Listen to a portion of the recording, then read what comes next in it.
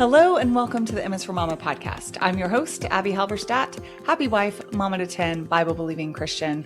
And I have a really fun announcement and I'm answering a lot of your questions about that announcement because I've already talked about it on social media. About a development in our family's story. But before I dive into that, I want to highlight our podcast sponsor, Voetberg Music Academy. You guys know that Voetberg is such a fun way for your students who want to learn music and instruments like guitar, mandolin, fiddle, piano, and ukulele to do those lessons at home so that you can take the commute off your to-do list completely and also to do it affordably.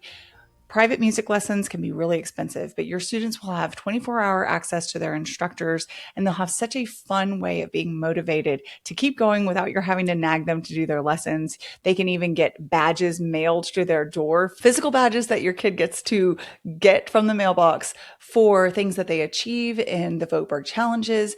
And you can use my code MSForMama20 for 20% off each month that you're enrolled and share those lessons between siblings. So it's as little as $30 a month for all of your lessons. If this sounds like something interesting to you, you should check them out at VoetbergMusicAcademy.com. And don't forget to use that code MSForMama20 at checkout. Okay, so I wanted to do a little caveat because normally I would just go right into the meat of the show that I've already recorded. But something has developed since I recorded the show and just recorded that intro. And that is that I mention the news, which is that our family is doing a third family build this year. We have actually bought some acreage that we're going to be building on. That's about 15 minutes from where we currently live. And I'll answer all the questions that are arising in your mind if this is brand new information for you. But I mentioned that there is a builder that we weren't even looking for, but that was suggested to us because a neighbor had used him and loved him. And it seemed that he was the ideal person to help with this build so that it wouldn't be a completely DIY project like before. We have a lot of things on our plate. It seemed like a God-ordained solution to something that would help this build to be less stressful than the last two have been. And we were really excited about it. And again, it wasn't even something we were looking for. But since I recorded that show and now, we've since found out that right before the builder was going to sign a contract with us, he had a relative come in and say that she wanted him to build a house for her, and he is going to do that instead. And I think that it's really easy when you experience a disappointment like that, where it's like, oh, Lord, you provided this thing and I didn't even know about it. I wasn't even looking for it. And amazing that you would care for the details of my life like this. And then that thing kind of, the rug gets pulled out from underneath you to feel like why, Lord, why? I was okay with how difficult it was going to be. And then it seemed like it was going to be easier. And now we're back to difficult. And why does it have to be this way? I think there's a lot of examples of this. Women that are struggling with fertility and finally get pregnant and experience miscarriage, which obviously is a much more heart-wrenching. And I know this from personal experience with miscarriage myself, but heart-wrenching experience than losing, an ideal builder on a house project, or women who believe that their husbands are coming home from deployment and then they find out they've got another 6 months, and just the letdown and the emotions that come with it. And we know from the Psalms that the Lord is not scared of our disappointment, that when David pours out his heart, like, Lord, why did this happen? And why is this not going the way that I would like it to? That's not an affront to God and his holiness and his providence. However, it matters very much what we do with it and whether we stay stuck in the, but this would have been better and this looked ideal and this didn't work out and I'm bitter now, because bitterness is a completely different thing than disappointment. Disappointment can often lead to bitterness if we allow it to continue down the road of constant questioning and resentment and frustration. But whereas the Lord can handle our disappointment, absolutely. When we have an open-handed response of, okay, the Lord gives, the Lord takes away, blessed be the name of the Lord. And I am interested to see what you do next with this. And having this guy consult on our build, which has some unique terrain issues that I'll talk about more when the show gets going, having him give feedback on where we want to build has already been valuable. We didn't have access to that kind of expertise, and the fact that he has the knowledge that he does, and he can, and the experience that he does, and could say, hey, this would be a great place to build. You're not crazy for wanting to build on this hill. Already has value. The fact that he's able to give us some pointers in other areas. Yes, we have experience with building, but we will also always take, feedback from seasoned veterans who are really good at what they do. Also has value. The fact that he can't do the build for us, I'm bummed. I'm not going to lie. But I have no doubt that the Lord really will work all things together, including this circumstance that is, shifted pretty quickly for the good of our family. We love him. We are called according to his purpose. And anyway, I just wanted to kind of add that in there because I know that there are lots of disappointments in your life as well as mine that come along that would be easy to kind of shake our fist at God and say, but it was going so well, but it was going to be ideal. Why couldn't you just leave it alone? And instead say, Lord, what are you going to do through this? Show me your ways, even though my way seems like it would have been better. So hopefully that can be in your mind as you listen to this FAQ answer session about our new house build. So if you are subscribed to my newsletter, and if you're not, I highly recommend that you do. I'll put the link to do that in the show notes. Or you follow me on social media, then you know that our family has some really fun news. And if you're not, then this will be new news for you. And that is that we have bought some acreage about 50 minutes from our current property, and we will be building on it, Lord willing, over the next year, and then moving into that house and selling our current house. I put a box up on social media when I first shared this news and had a bunch of questions, not surprisingly at all, about the new build, about the reason behind doing this, about how it came to be. And so I thought I would dedicate an entire podcast episode to that because that's the easiest way for me to get all of that information out in long form. So we were not looking to move or build again. Just a quick backstory for those who have not been here as long. Those of you that have and know all of this can take a short nap. We bought our first house. Okay, so backing up even more than that. Sean bought his first house. He's a very business-minded, entrepreneurial sort, always has been since he was a teenager. His parents always joked that he was more of an adult than they were. And he bought his first house for a steal. I don't know exactly what age. I would have to ask him, but in his early 20s when he had just graduated from college, I believe. And, or it may be that he had it during college because I know he had his brothers as roommates. So he bought this house and then we started dating a couple of years later. Like I said, I haven't verified this timeline, nor will you guys know the difference if I do have it a little bit off. So we're just going to go with that. And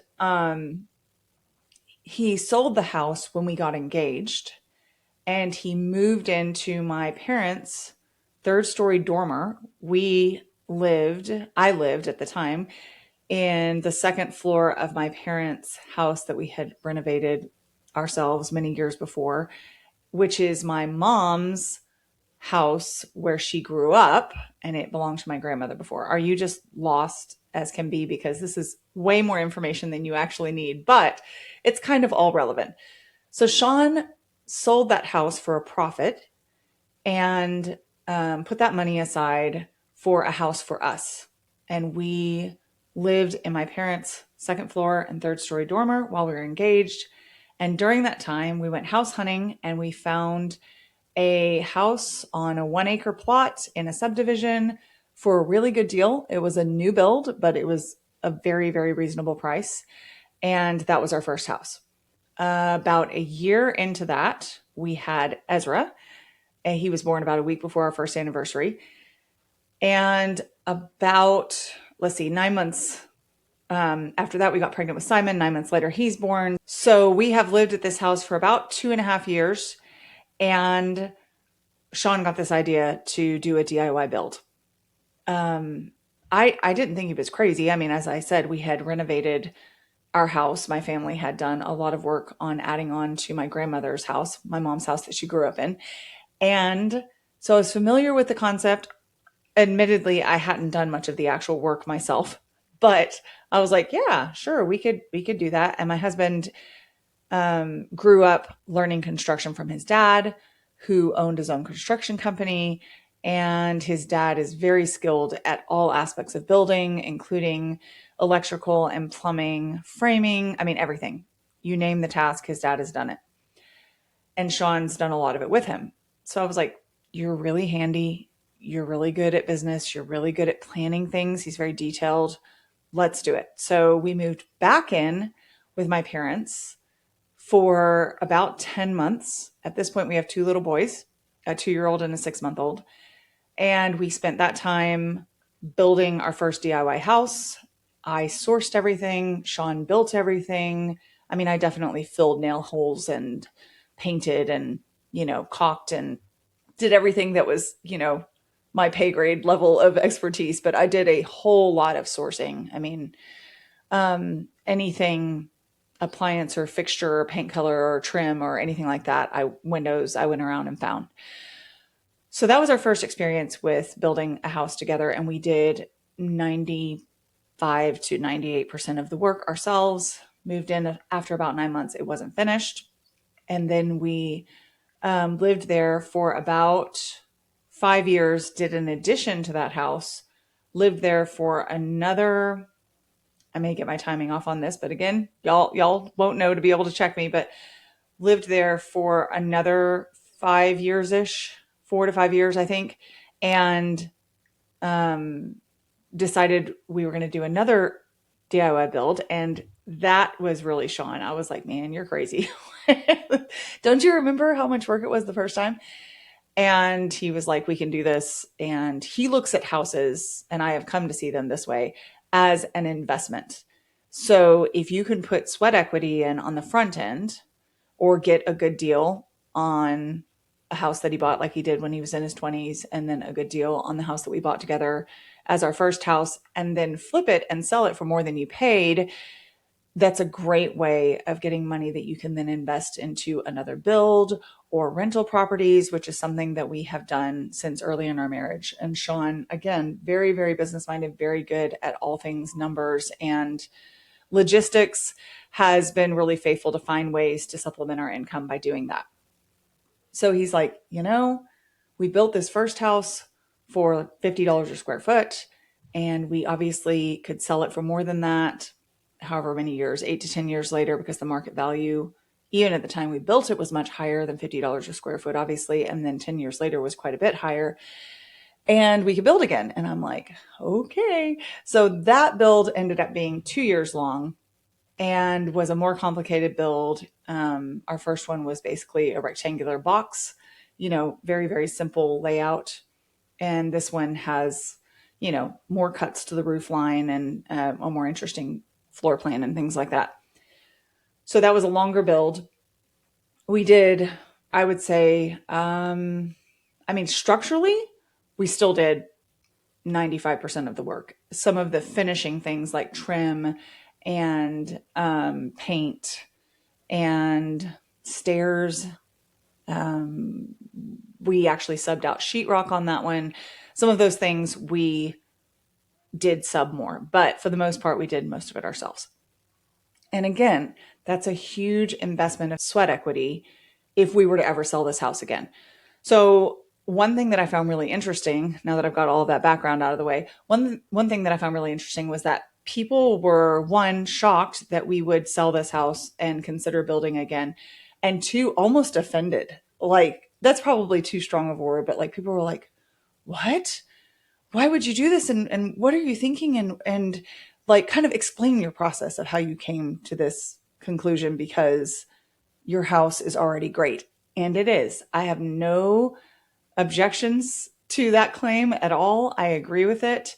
I think especially people were shocked because we had a house flood a couple of years ago and it forced us to renovate our kitchen. We were not planning on renovating our kitchen. Our kitchen was fine. It was great. But it ruined our floors. It ruined our cabinets.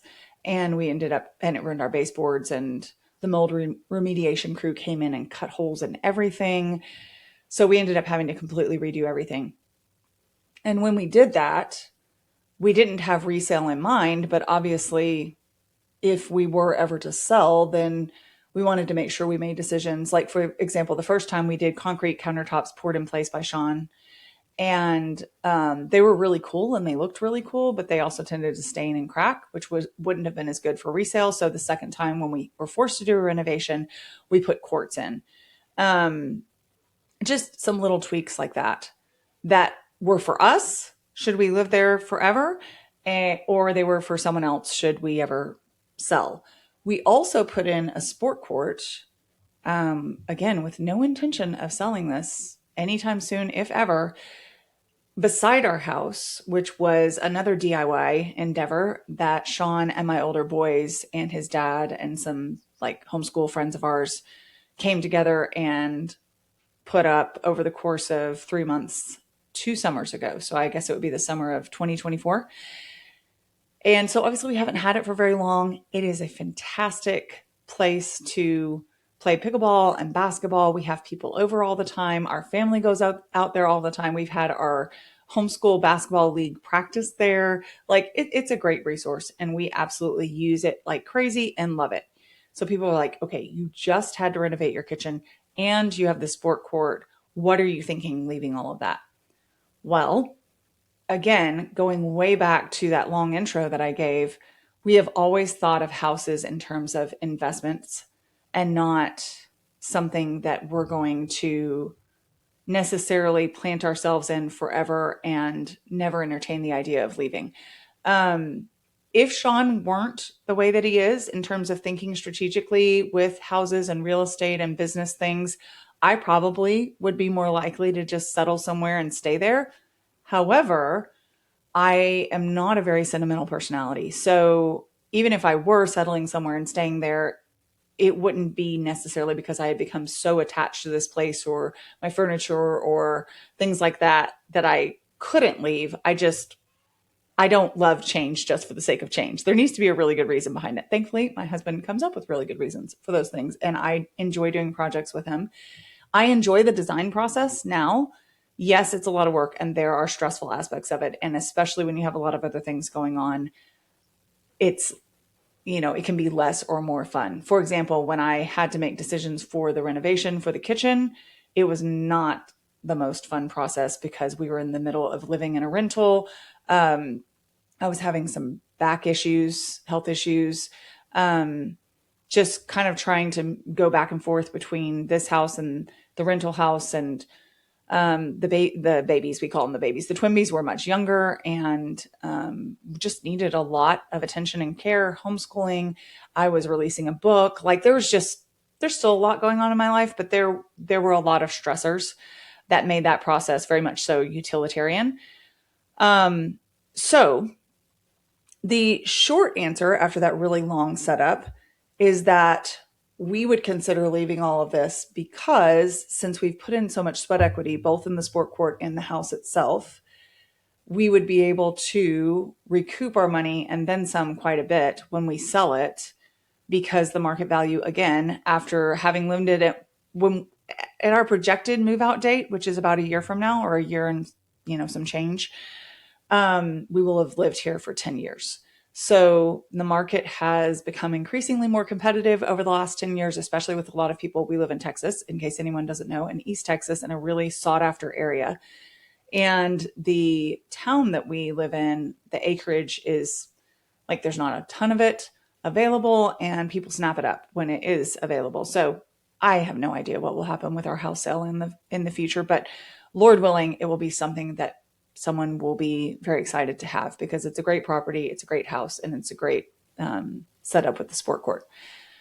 So thinking of it just practically that way, it absolutely makes sense to think of this house as an investment. But again, that was not the plan. I will say this, whenever people talk about their forever home, I don't think, wow, that's a super unbiblical way of thinking about things. I really don't. I understand what they mean. They mean they intend to stay there forever. However, I tend to not use that phrase because my forever home is in heaven. And if that sounds really pious, it's still what I actually believe. Like my forever home is with Jesus in glory. And so I want to have an open-handed approach to any structures I live in here on earth, either because we're stewarding our finances well to take care of our family, or because the Lord might ask us to move to a different state or a different country, or because, just something could happen. And I'm not guaranteed this house, and I don't want to live with the expectation that I'm guaranteed this or any other house. So, and again, when I say something could happen, that's not something that's like sitting in the back of my mind where I'm living in fear that I shouldn't be content with my house because it could burn down, or I don't know, it could flood. Haha, been there, done that. Because literally 90% of the downstairs flooded. So that was a whole thing. So we probably, for someone who is very attached, either because of family ties or just sentimental value, or they just really don't like change, or their home is just somewhere they love to be and they have all these memories connected to it, which I have memories here. That is definitely true for us. They're probably not going to relate to a more pragmatic mindset about a house as an investment, but that's very much so how Sean and I think. We can both really enjoy this space and be so content and grateful for it, and also look at it as a way of providing for our family, which is how we're thinking. That said, I have to circle right back around to we weren't thinking that at all. But 6-ish years ago, Sean got connected with a builder and a real estate agent in Pigeon Forge, Tennessee, which is somewhere that we had visited. And he started a partnership with them to build a rental cabin there. Again, he is always thinking in terms of how to wisely invest money that we have instead of just having it sit in a bank. And since it was a long-term partnership, there were some wrinkles and bumps and hiccups. And over time, it has morphed into various things. And I think there were times that I was like, I don't know if this is ever going to come to fruition, because 6 years is a long time to get a cabin built. But all of the pieces have gradually, at some point or another, moved toward the completion of the cabin and the sale of it, which happened finally last December. So December of 2025. So there's something called a 1031 tax exchange that is basically a tax credit that you get as long as you roll that money into another property, another piece of real estate. If you don't find another piece of real estate to invest in within a certain time period, you just have to pay those taxes. So basically, it's encouraging you to keep investing your money. So obviously, you want to use that tax credit if you can. It doesn't necessarily mean that something's going to pop up that's a great investment, because you don't just want to throw it into something that would be a bad investment, obviously.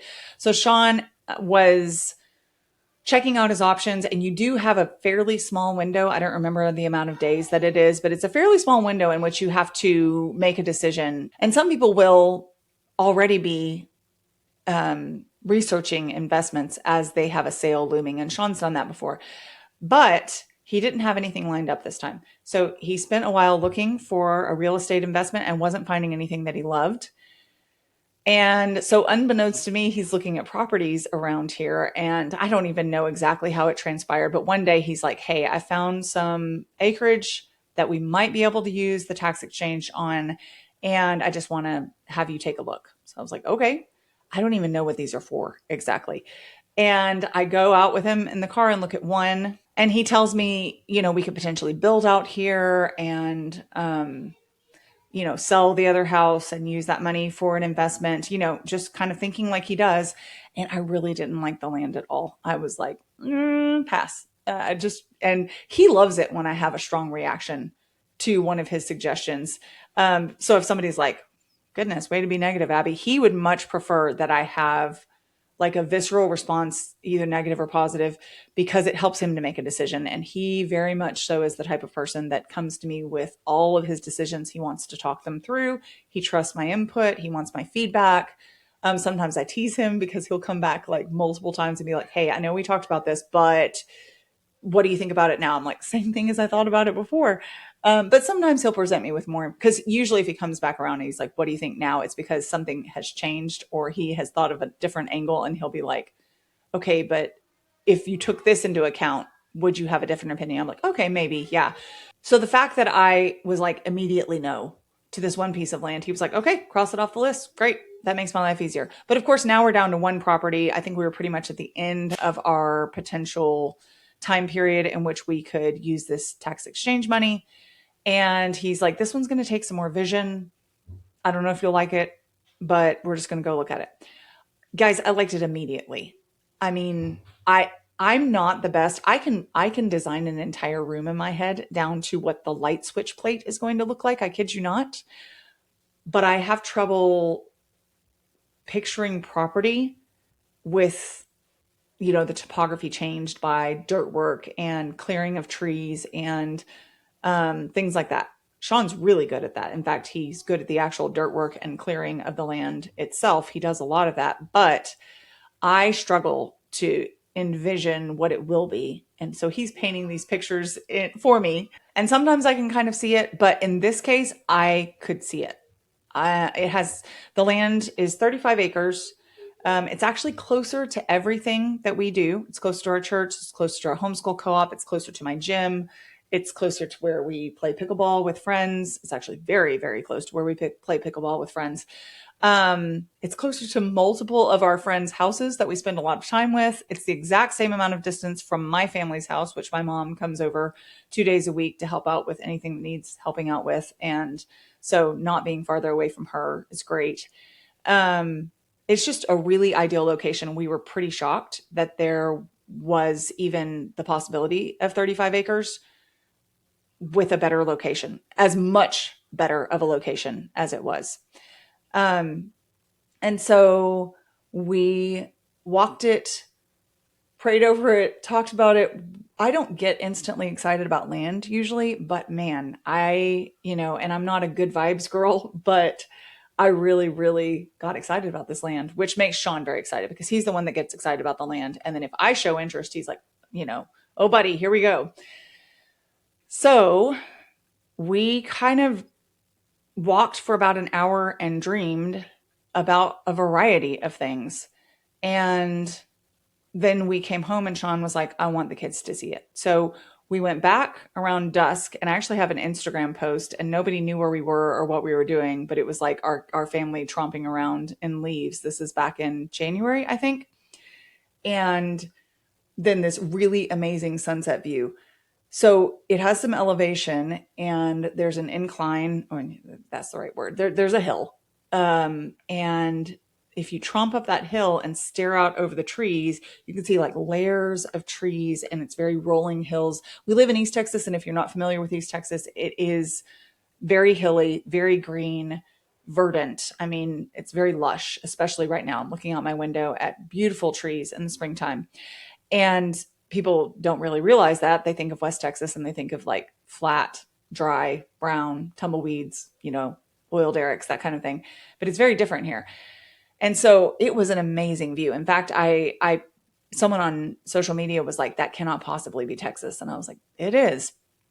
So being able to build a house on that incline, if we can pull it off, would be really cool. The views would be really cool. And again, keep in mind that we have this house that we've put tons of sweat equity into that we can make a profit on. And so that helps with building the next house, which is what's happened each time. The profit from the original house has helped with the next house, has helped with the next house. So this will be house number, if you count Sean's original one, this will be number 5, I believe. And I know some people that move every year. Like they're like, I've been married for 20 years and we've lived in 11 different houses. So not quite that, but so we started talking with the kids about another DIY build, whether that was something they'd be interested in, because we really wanted their feedback. We didn't want it to just be us. They participated in the last build, but considering that was 10 years ago, obviously with my oldest being 19 now, almost 20, he was only 9-10 years old during that process, and everybody else was either not alive yet or much younger.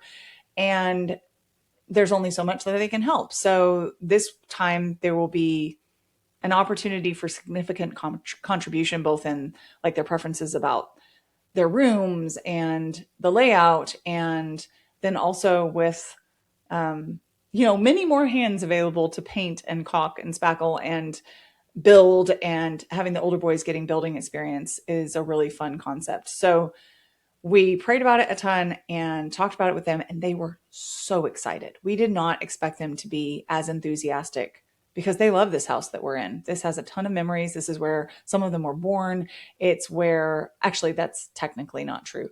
Shiloh was going to be born here, but he ended up being born in a birth center. But we did bring him home like 3 hours after he was born. So he was pretty fresh. And then we had the twinsies in a hospital, but we brought them back here, obviously. And this is all a lot of them have ever known or can remember. So we didn't know if they would be like, no, we don't want to leave this. We like where we are. But universally, all of them, and the twinsies just got excited because everybody else was excited. But everybody was really, really excited. So that was very encouraging and confirming that this was something that we could all get behind as a family. And so we started pursuing the actual process of making an offer. And that was a bit of a rocky process. The land is part of an estate, and the children and the grandchildren of the man who owned it and then died, I don't know how long ago, were kind of a little hard to work with. And we're definitely wanting more than its market value. But thankfully, I have a husband who pays attention to detail. I know I keep bragging on him, but this is where he shines. I mean, he shines in lots of areas. He's a Renaissance man, truly. But he is just really, really good at doing his due diligence. And so he went around and found as many comps as he could. He talked to developers in the area to get their opinion on the land, should they be interested, and like pros and cons of the pricing and the location, all that. And he was able to come back to them with a very convincing reason why their price was too high, and was working up all of these scenarios, financially and otherwise, for the right way to go forward and the right price to pay. And of course, we were praying about it a ton. And I just really felt peace either way.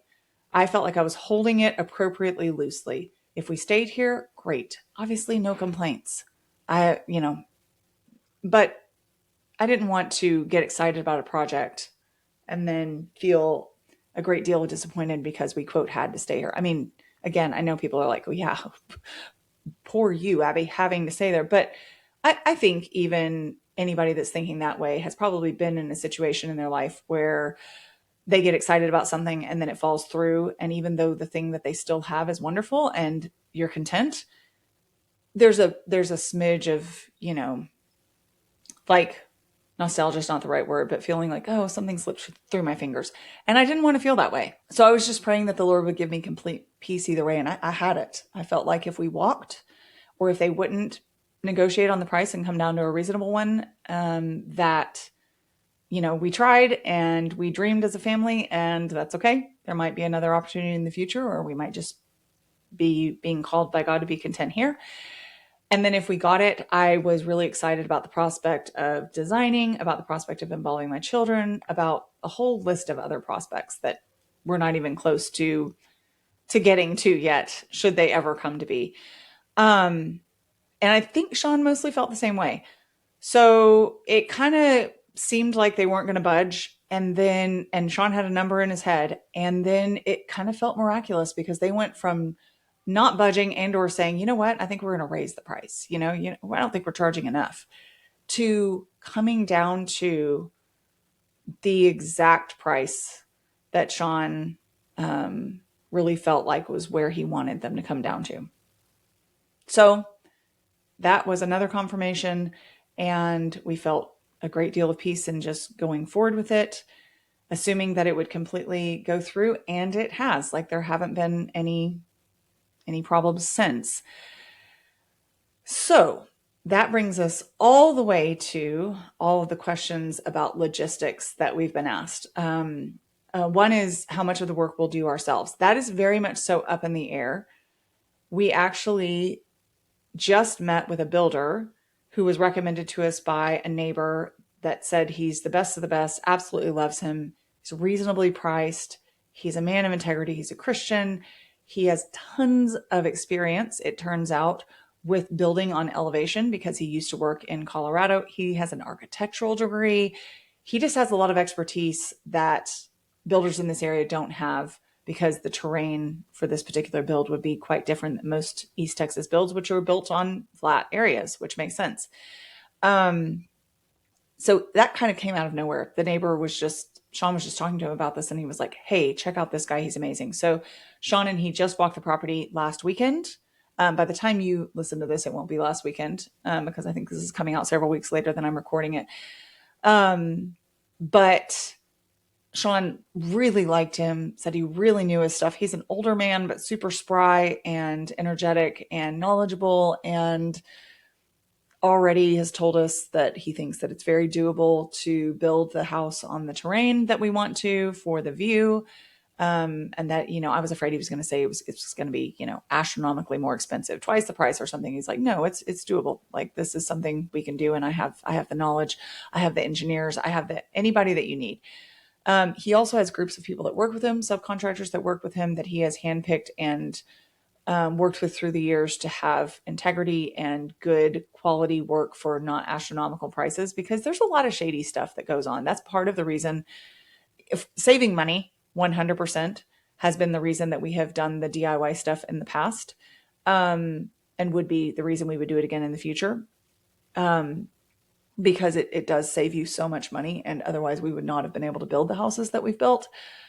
But there's also an aspect of, no one is going to build your house with the same level of care and attention to detail and just, carefulness that someone who is going to live there and own it will. And so, that would include this guy, because he's not going to live there and own it, but he seems like he really cares about doing an excellent job and making sure that it is well done. So that's exciting. We don't know if we would just hand him the reins and have him build everything. We will do some things. Like, we are going to, another follow-up question was, what about your sport court? Because we built that sport court ourselves, and it is worth so much more than the materials and the sweat equity that we put into it. When we sell it, we will be able to build another one eventually. And that is the plan. We thought we would get a lot of use out of it, but I think we've honestly gotten way more use out of it. Sometimes an idea is great in your head, and then the actual application of it is that you just don't use it as much as you think that you will. That's definitely happened in every house that we've lived in, that something is like, oh man, this is going to be the best. And you're like, it was fine, but it wasn't like my best idea ever. That sport court was our best idea ever. It has been such a blessing to us and our community. So we definitely plan on doing that again. So that will not be a complete loss. And even if it were a loss, as much as it's not looking like it will be, even if we weren't able to build another sport court as we anticipate that we will be able to, I want all of this to be held as loosely as possible, so that the goal, is, it may sound too spiritual because it's such a concrete thing to build a house, but that, whether you eat or drink or whatever you do, including building a house, that you do it all to the glory of God. So hopefully we'll be able to build that sport court again and accomplish this work together as a family in a way that glorifies God and serves our family well and serves our community well and allows us to continue in hospitality. And I don't know, I just want the goal to be that we're not looking back and wishing for what we had, but instead looking forward to how this can be used for good in the future. And I think for our good. I think there's that you're starting with. The idea of being others-minded is absolutely in there, but to be something that could help our family continue to grow, whatever that looks like. So I think that mostly wraps up the questions that I had. I will be continuing to answer questions in What Do You Want to Know Wednesday forum as they trickle in. I am having a blast doing flea market shopping and Facebook Marketplace finds, and have even started looking at paint color schemes and trying to figure out some really special, unique kind of nooks and crannies and quirky details that we can add to give the home a lot of character. So if you want to follow along, I'll be sharing a lot of that on social media. I know not everybody that listens or watches the podcast is on social media, but that's where I will mainly share that kind of thing if you want to be updated there. But I'll be sure to check in on the podcast as well. And I appreciate you guys rooting for us, and I hope you'll enjoy following along with the journey. If you enjoy the M is for Mama podcast, I would be so honored if you would subscribe and follow along, maybe share with friends, or even leave a review. And if you want more content on motherhood and biblical responses to cultural issues, be sure to follow along on Instagram at m.is.for.mama.